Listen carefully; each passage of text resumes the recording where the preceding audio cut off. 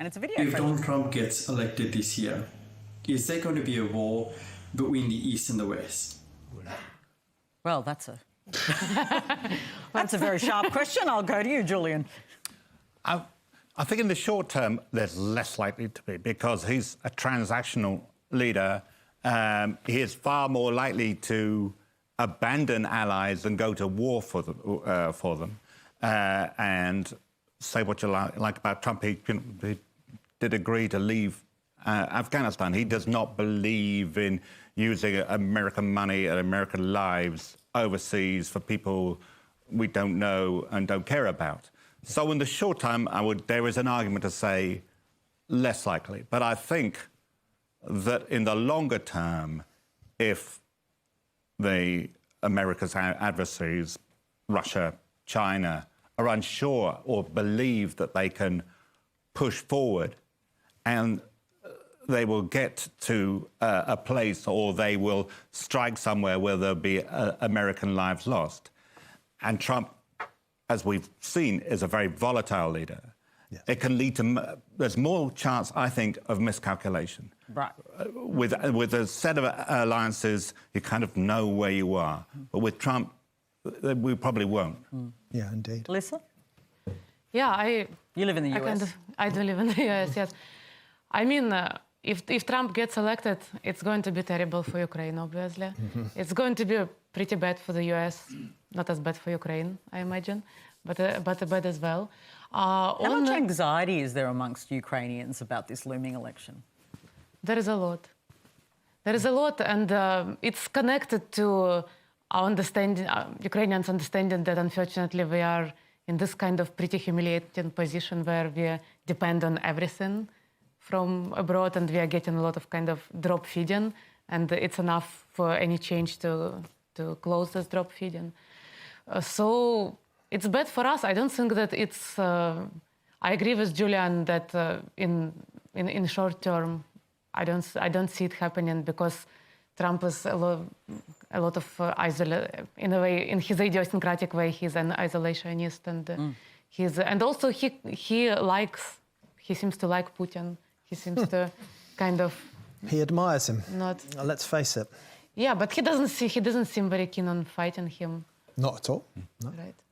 Abdulrazak, obviously, I feel like throughout this year, and I'm sure the audience and people who've been watching would relate to this, everything has really been couched within the prism of this looming US election and the way it might reshape the world. When you think of Trump, and we have these discussions about colonisation and the kind of consequences of it, he is very protectionist and it's inward-looking. How do you see the US's reach in a sort of second Trump presidency? Well, the US generally is terrifying in its global performances, I suppose. I mean, if you think only of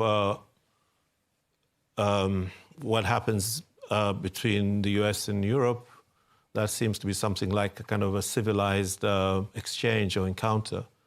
But for many places in the rest of the world, the US is just a mortal beast that does what it wants.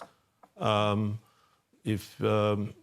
don't know, we don't know how many military bases there are in the world, and in Africa, in Asia, in the middle of oceans, in the Antarctica, anywhere you like. They do what they like. So, and I think of that, and I think of Trump as the man kind of with a word to say about any of this. It seems to me even more terrifying.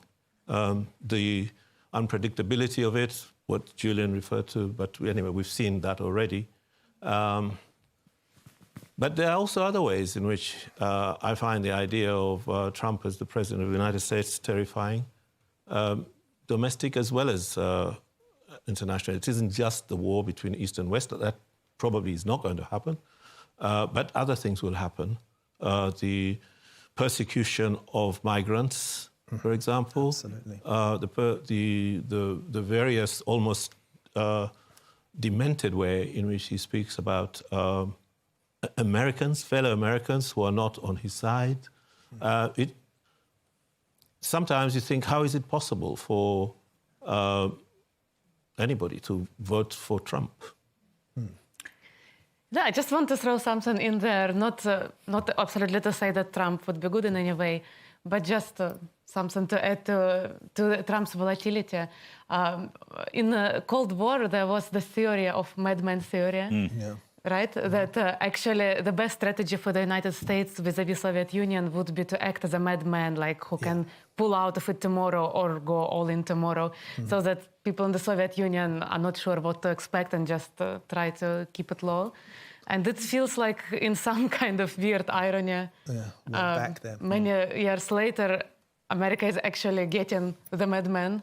So maybe we might hope that this theory would work and prevent But you see, that would only work if the madman, I think it was Nixon, wasn't it? Who was That's right, that's right. That would only work if the other lot were being sane. Yeah.